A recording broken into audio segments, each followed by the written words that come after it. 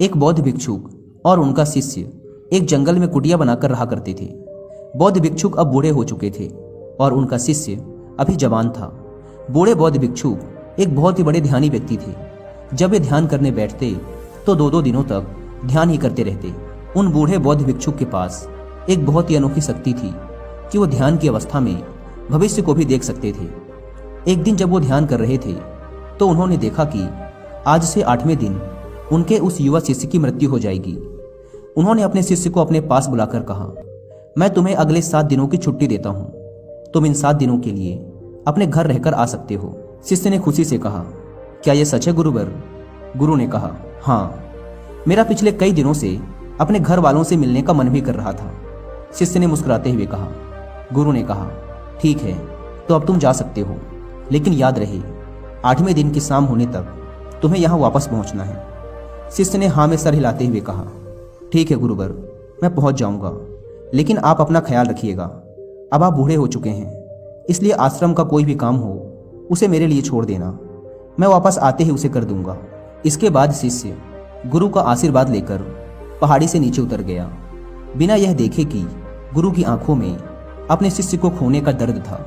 शिष्य के गांव के रास्ते पर एक नदी पड़ती थी। उस नदी के किनारे चींटियों का एक हिल था, जहां लाखों चींटियां थी। उनमें से कुछ चींटियां लगातार हिल के अंदर जा रही थी और कुछ बाहर आ रही थी, जिसमें से कुछ चींटियां एक दूसरे से टकरा जाती और फिर अपना रास्ता बदल लेती। यह सब देख उस शिष्य को बड़ा आनंद आ रहा था। वह कुछ देर तक वहीं खड़ा होकर उन चींटियों को देखता रहा। फिर अचानक उसका ध्यान नदी की तरफ गया। उसने देखा कि नदी का पानी धीरे धीरे बढ़ रहा है, जिससे उठने वाली लहरें चींटियों के हिल के पास तक पहुंच सकती हैं, जिसकी वजह से ये लाखों चींटियां बेवजह मारी जाएंगी।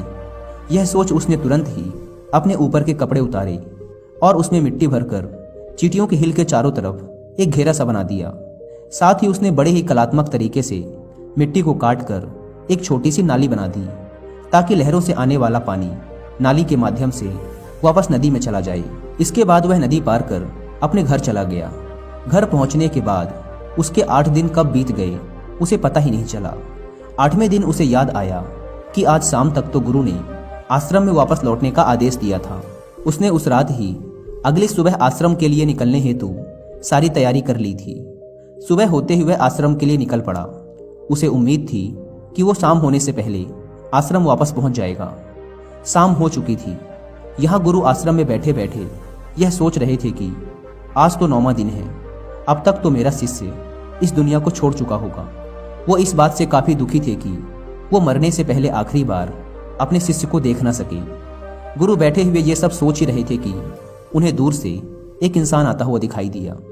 उन्होंने ध्यान से देखा तो चौंक गए। अरे, ये तो मेरा शिष्य है। गुरु ने दौड़कर शिष्य को गले से लगा लिया, लेकिन वो इस बात से अचंभित भी थे कि 8 दिन बीत जाने के बाद भी अब तक वो शिष्य जिंदा कैसे है।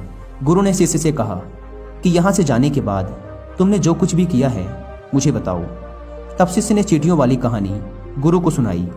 कहानी सुनते ही गुरु को यह समझते देर न लगी कि शिष्य ने लाखों चींटियों की जान बचाई थी और उसके इसी कर्म का परिणाम है कि शिष्य को एक लंबा और खुशहाली भरा जीवन प्राप्त हुआ है।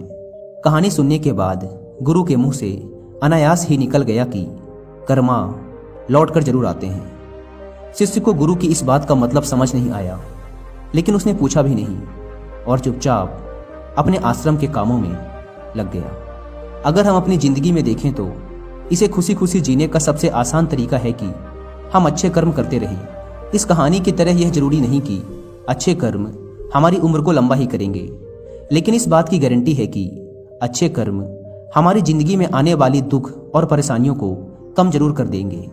कर्मों का एक बहुत ही साधारण सा सिद्धांत है कि हम जो कुछ भी करते हैं उसका कई गुना लौटकर हमारे पास ही आता है।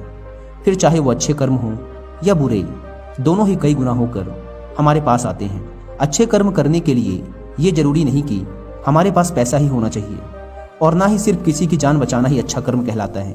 किसी असहाय की छोटी सी मदद करना भी अच्छा कर्म है। किसी डीमोटिवेटेड इंसान को मोटिवेट करना भी अच्छा कर्म है। किसी दुख भरे इंसान को संतावना देना भी अच्छा कर्म है।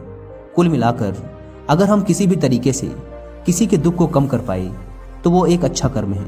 और जैसे गलत कर्म करने से हमें बुरा लगता है, और दुख भी होता है, ठीक उसी तरह अच्छे कर्म करने से हमें सुख की अनुभूति होती है। इसलिए अगर हम अपनी ज़िंदगी में खुश रहना चाहते हैं तो हमें आज से ही दूसरों के दुख दर्दों को कम करने की कोशिश शुरू कर देनी चाहिए और हम देखेंगे कि हमारी लाइफ अपने आप ही खुशियों से भर जाएगी।